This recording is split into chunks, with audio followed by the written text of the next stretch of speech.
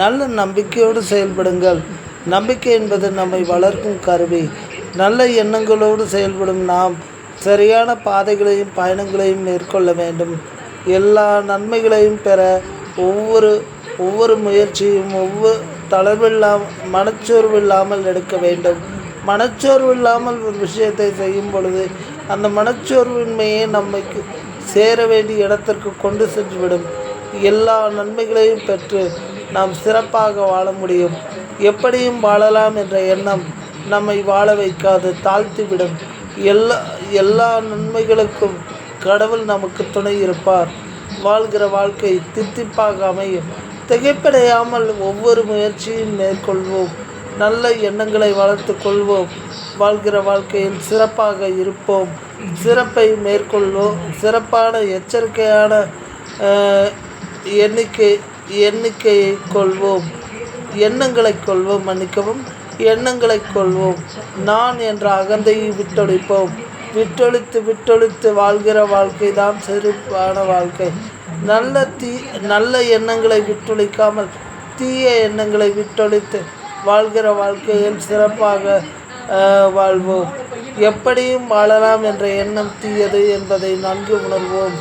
மனிதனாக இருந்து மிருகமாக வாழ்வதை விட மனிதனாக இருந்து தெய்வமாவது தான் சிறப்பு. தெய்வம் என்றால் செய்கிற செயலால் தெய்வமாவது, இறப்பதல்ல. சிலர் தவறாக எடுத்துக்கொள்வீர்கள். அதற்காகத்தான் இந்த விளக்கத்தை கூறுகிறேன். எப்படியும் வாழலாம் என்ற எண்ணம் வரும்போது எதையும் சாதிக்க எந்த வழியையும் பயன்படுத்தலாம் என்ற எண்ணமும் வரலாம். அதற்கும் இதற்கும் பெரிய வித்தியாசம் இல்லை. நல்ல எண்ணத்தை வளர்த்து கொண்டு வாழ்கிற வாழ்க்கையில் சிறப்பாக அமைப்போம். நல்ல எண்ணங்களை வளர்த்து கொண்டு எல்லாவற்றிலும் வெற்றி பெறுவோம். வெற்றிக்காக உழைக்கும் போது நல்லதற்கு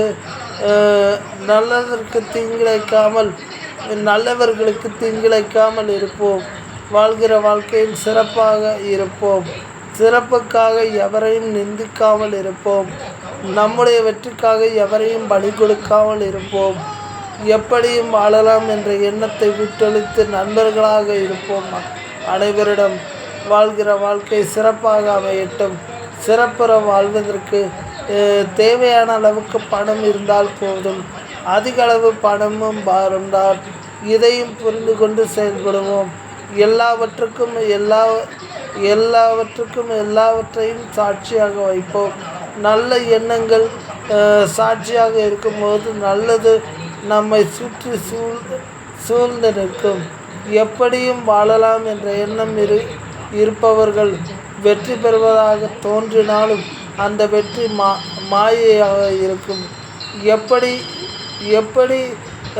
ஒரு விஷயம் நடக்க வேண்டும், நடந்தால் இந்த விஷயம் நடக்கும் என்று கடவுள் நிர்ணயித்திருக்கிறாரோ அதே போல ஒரு வாழ்க்கையை வாழ்வோம். நல்ல எண்ணங்களோடு வாழ்கிற மனிதன்தான் சரியான இடத்தை அடைய முடியும். நான் என்ற எண்ணம் கொண்டவன் அடைந்தாலும் அது எப்போதாவது தோல்வி அவனுக்கு பரிசாக அளித்துவிடும். நன்மைக்காக உழைக்கும் போது கவனமாக இருப்போம். வாழ்கிற வாழ்க்கை சிறப்பாக அமையட்டும்.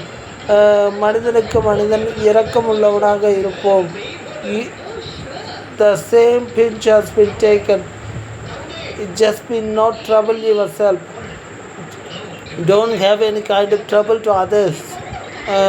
That's a better of things. That's a nice start. I want to take it, and that's a better thing.